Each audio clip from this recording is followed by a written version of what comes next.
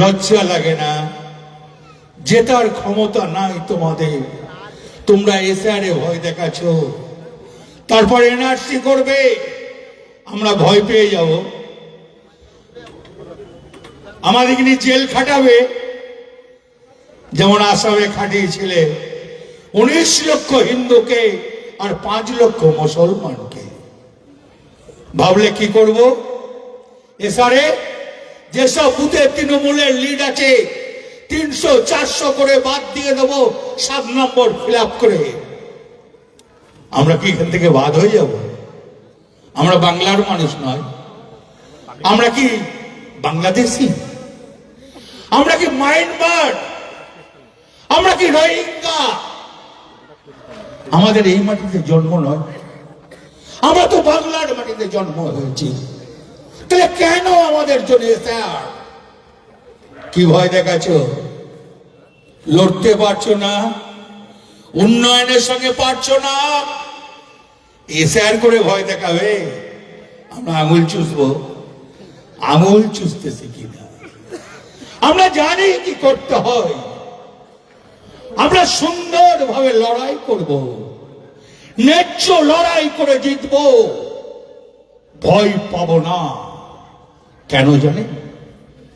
সঙ্গে মমতা ব্যানার্জি আছে, আছে অভিষেক ব্যানার্জি, আছেন আপনারা, আছেন বুথের মানুষ, পাড়ার মানুষ, আছে কাউন্সিলর, আছে এই দুর্গাপুরের সাধারণ মানুষ, আছে খেটে খাওয়া মানুষ, আছে দিন মজুর, আছে বেকার ছেলে মেয়েরা, তারা মমতা ব্যানার্জির সঙ্গে আছে। আমরা ভাবতে পারেন এই পথশ্রেণীতে দুর্গাপুরে 54খানা কাজ বেরিয়েছে। কার জন্যে? দুর্গাপুরের মানুষের জন্য, সাধারণ মানুষের জন্য কাজ বেরিয়েছে। তাতেও কি আপনারা মুখ ঘুরিয়ে নেবেন? মমতা ব্যানার্জি 26-এ মুখ্যমন্ত্রী হবে। মমতা ব্যানার্জি না থাকলে আমাদের অনেক দুর্দিন নেমে আসবে, কালো অন্ধকার নেমে আসবে। আমরা কি চাইবো যে আমাদের কালো অন্ধকার নেমে আসুক? সুস্থ শরীরটাকে আমরা কি অসুস্থ করব? তা তো করব না। আমরা যার সঙ্গে লড়াই করা দরকার, ভয় পাই নাই 34 বছরের সিপিএমকে, ভয় পাই নাই কংগ্রেসকে, তোমাকেও ভয় পাই না বিজেপি, আগেও পাই নাই, এখনো পাবো না, কোনদিনও পাই নাই। তাই 26-এর লড়াই অভিষেক মমতা ব্যানার্জি যা বলবে সেইভাবে লড়াই করব, এবং 16টা ওয়ার্ডে যেন লুট হয়।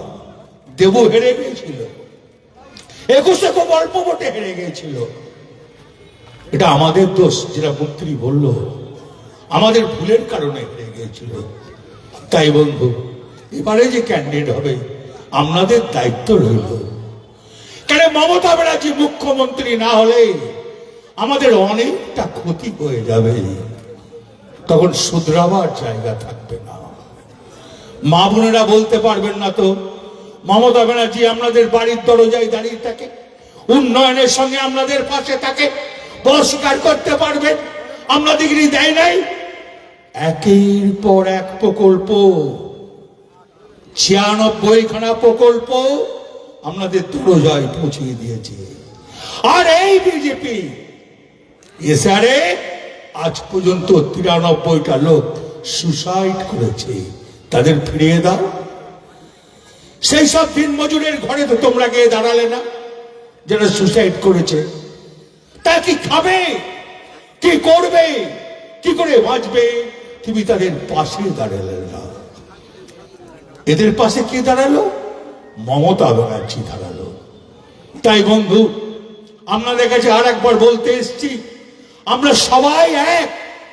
আমাদের নেত্রী মমতা ব্যানার্জি। আমি আপনাদের মতন একটা কর্মী, আমি এমএলএ হয় না, আমি এমপি হয় না, আমি কাউন্সিলর হয় না, আমি পঞ্চায়েত মেম্বার হয় না, আমি আপনাদের সঙ্গে মিলেমিশে থাকতে চাই মমতা ব্যানার্জির একটা সৈনিক হয়ে। আমরা 26-এ আবার মমতা ব্যানার্জিকে মুখ্যমন্ত্রী করব। জয় হিন্দ, বন্দে মাতরম।